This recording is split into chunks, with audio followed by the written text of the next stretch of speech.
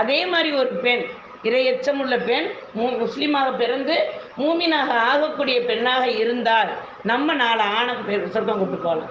1வது நம்ம தந்தை, 2வது நம்மளுடைய சகோதரர், கணவர், மகன். இப்போ இந்த 4ஓட முடிஞ்சிருமா? 4 பெண்ணு 4 ஆணுங்கிற முடிஞ்சிருமா? அவங்களுடைய வம்ச தொடர்கள் எப்படி வரும்?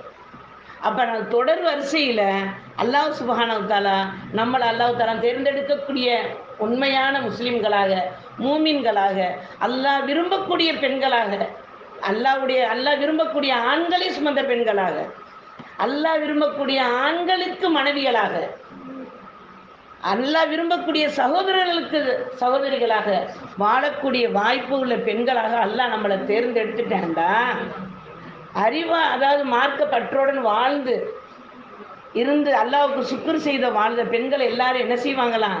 ஆயிஷா